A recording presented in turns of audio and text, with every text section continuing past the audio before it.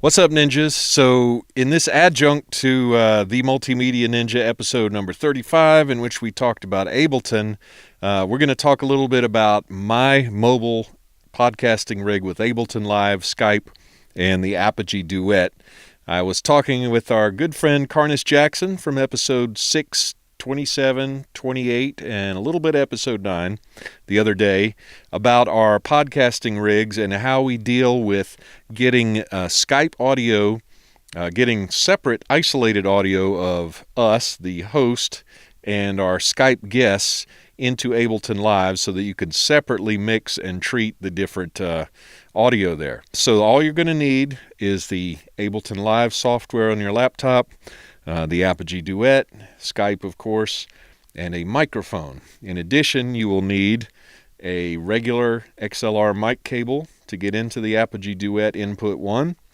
You will need a TRS to XLR male adapter cable, TRS meaning tip ring sleeve. That's basically just a 1/4-inch version of a clean mic cable. You may wonder what's going on when I start talking about all this stuff, but you'll feel free to pause or back up if you need to see anything more than once. It will be covered exactly how I set everything up.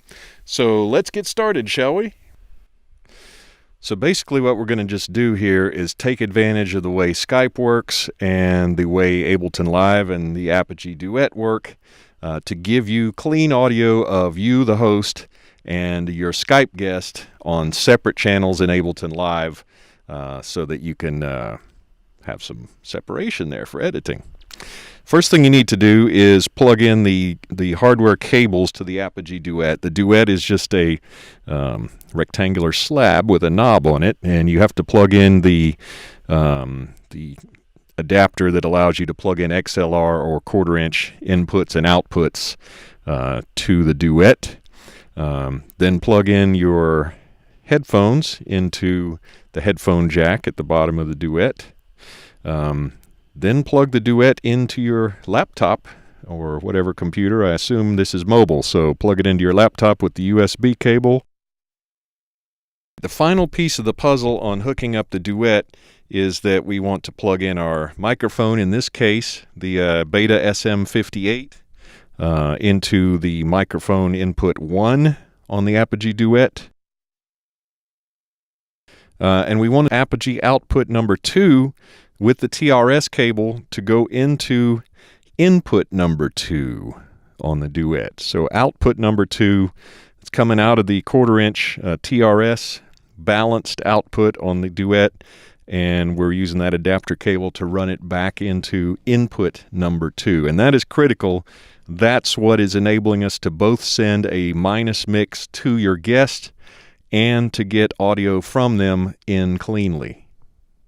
So let's look at your Skype preferences. They're pretty simple. You're in Skype, you hit Command, comma, and it'll probably pop up to your general preferences. So click on the audio and video, and make sure your Duet USB is selected as microphone, and the speakers, Duet USB. And I would uncheck automatically adjust microphone settings. And I was driving myself crazy today, wondering why the Apogee was turning itself up and down, and this was the culprit. You do not want that happening. You'll get a ton of background noise, and I'll just show you. If you click on this, and you can hear my laptop running. You do not want it to automatically adjust your settings. So let's make sure we got those where we want them. And that's about it on the Skype page. Now, let's have a look at the Apogee Maestro page. Apogee Maestro is your virtual mixer for your Apogee Duet, or if you have Apogee Symphony or Quartet, etc. May seem a little fiddly at first, but if you just make sure to follow it the way we've got it set up, you should be good.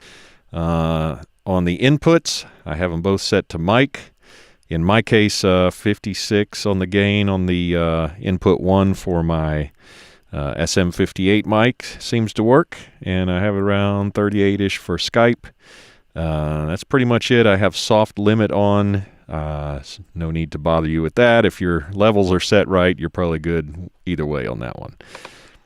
For output, just make sure that your headphones are set to output 3 and 4 so that everything works right. You'll see here that we're picking up the SM58 microphone. We are not picking up anything on line 2 because we don't have a Skype guest yet. And you'll see that the headphones left and right, which we've assigned to outputs 3 and 4, are doing what they need to, coming through Ableton Live and back into your headphones. Here's the setup in Live. First, go into your preferences with Command, comma, and you'll notice that the input device is Duet USB. The output device is Duet USB.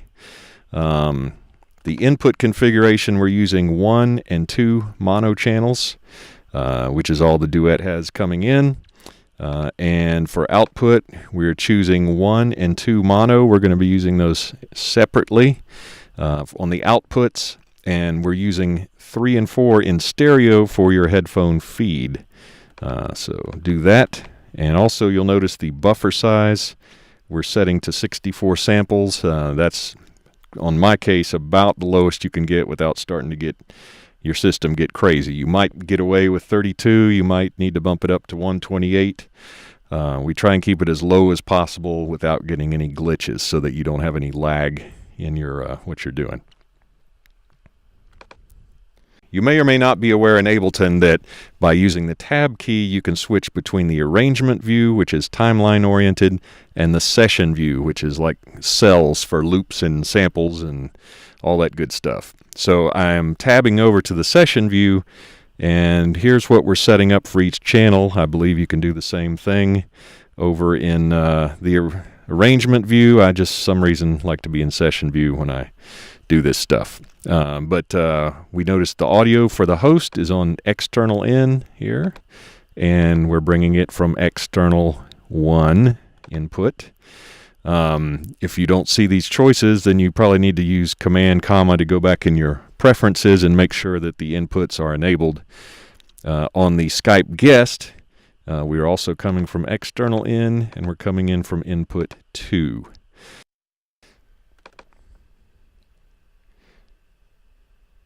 So you notice on the audio 2, TO, the destination, the host and the guest have sends only. And you'll notice that send A, if you come over here to the corresponding column, return A, it says to Skype, and it's going to external out number 1. You'll notice the Skype guest, the send A is completely down at 0. That's because the Skype guest does not need to hear the Skype guest going back into their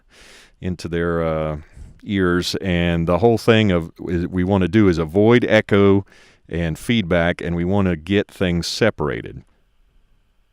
Send B is actually what we use to send the host and the guest into your headphones, and over here in the return B, you notice the audio then goes to the master, and the master out we have set to the stereo 3 and 4, which defaults to your headphones. So we got this set up, and again, you can set these sends and things up probably just as easily in the arrangement view. I just am used to doing it in the session view, but notice we're over here on the arrangement view because once you start getting into your podcast, you're on a timeline. You want to be in a linear sort of thing. We've got the channels record enabled, and when we get ready, we just hit the record and play, record circle and the play arrow, which I've already done, and you can see the audio scrolling out as I say it. This is pretty much what it looks like when you are recording your podcast, and here is a sample. Multimedia Ninja. You've reached World Songs Media. Sorry we missed your call. If you'll leave your number and reason for calling, we will get back to you as soon as possible. Thank you. At the tone, please record your message. When you've finished recording, you may hang up or press 1 for more options. Hey, this is B-Rad, and I'm just testing my voicemail on the Multimedia Ninja. Remember, you can find all kind of multimedia information, interviews, and cool links at themultimedianinja.com.